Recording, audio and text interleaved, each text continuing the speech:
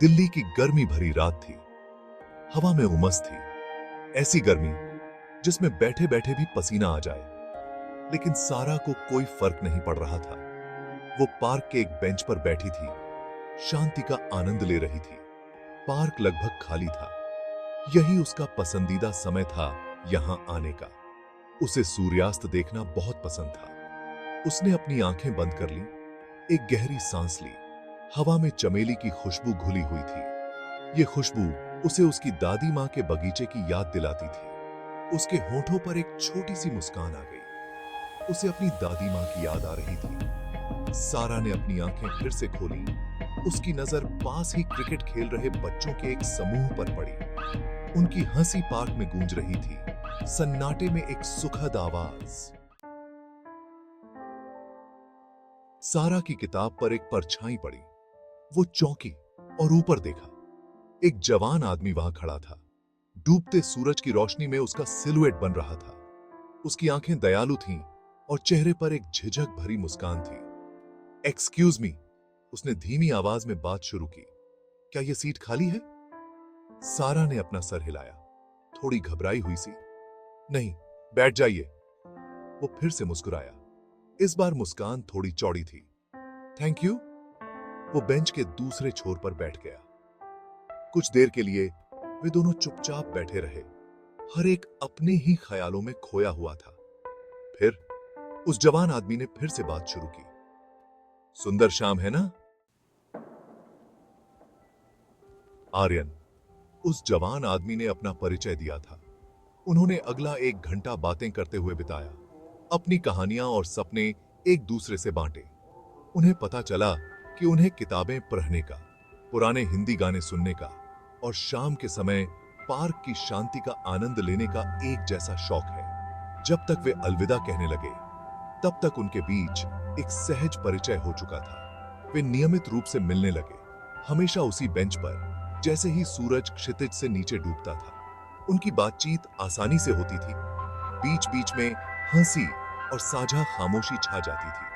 आर्यन ने सारा को लेखक बनने की अपनी ख्वाहिशों के बारे में बताया। उसकी बातें सारा के मन में सजीव चित्र बना रही थी। सारा ने भी बारी आने पर अपनी एक छोटी सी बेकरी खोलने की तमन्ना जाहिर की। उसकी आवाज में जोश भरा हुआ था। एक शाम आर्यन सारा को एक अलग जगह पर ले गया। वो उसे एक शांत झील के किनारे ले गया, जो शहर की भीड़ भाड़ के बीच बसी हुई थी। चांद पानी पर अपनी चांदी सी रोशनी बिखेर रहा था और हवा में रात में खिलने वाली चमेली की मीठी खुशबू घुली हुई थी। वे एक चादर पर बैठ गए जो आर्यन ने बिछाई थी। उनके कंधे हल्के से एक दूसरे को छू रहे थे। आर्यन ने एक गहरी सांस ली। उसकी निगाहें सारा के चेहरे पर टिकी हुई थी। सारा, उसने अपनी आवाज में भावुकता लिए हुए बात शुरू की। जिस पल मैंने तुम्हें पार्क में देखा था, मुझे पता था कि तुम्हें कुछ खास है। उसने अपनी जेब में हाथ डाला और एक छोटा सा मखमली डिब्बा निकाला। सारा की सांस अटक गई। डिब्बा खोलते हुए आर्यन ने एक नाजुक सी चांदी की अंगूठी दिखाई, जिसके बीच में एक तारा नीलम चमक रहा था। सारा, उसने अपनी आवाज में प्यार भरे लहजे में कहा, तुम वो सितारा हो जो मेरी दुनिया को रोशन करती हो। क्या तुम मुझ पर यह अविश्वसनीय सम्मान करोगी कि तुम मेरी पत्नी बन जाओ? सारा की आंखों में आंसू आ गए, जिससे उसकी नजर धुंधली हो गई। उसने खुद को इतना खुश, इतना प्यार कभी महसूस नहीं किया था।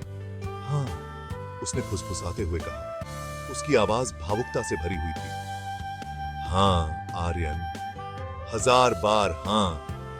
आर्यन ने उसकी उंगली में अंगूठी पहना दी।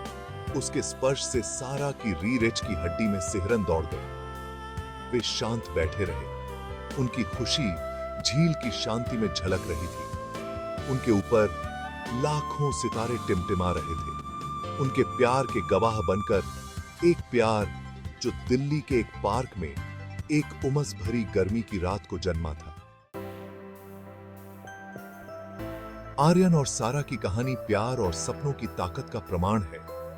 यह हमें याद दिलाती है कि दिल्ली जैसे शहर की भागम भाग में भी प्यार सबसे अनपेक्षित जगहों पर खिल सकता है। एक आकस्मिक मुलाकात से लेकर दिल को छू लेने वाले प्रपोजल तक का उनका सफर इस बात का उदाहरण है कि कैसे साझा सपने और आकांक्षाएं एक बंधन को मजबूत कर सकती हैं, उसे अटूट बना सकती हैं। उनकी कहानी आशा की किरण है, जो हमें याद दिलाती है कि प्यार में जिंदगी बदलने और सपनों को प्रेरित करने की ताकत होती है। जैसे ही वे साथ मिलकर अपनी जीवन यात्रा शुरू करते हैं, आर्यन और सारा की प्रेम कहानी हम सभी को अपने दिलों को उन संभावनाओं के लिए खुला रखने के लिए प्रेरित करती है जो जीवन हमारे सामने लाता है, क्योंकि प्यार और सपने नाजुक फूलों की तरह अक्सर हमारे जीवन के सबसे अनपेक्षित कोनों में खिलते हैं।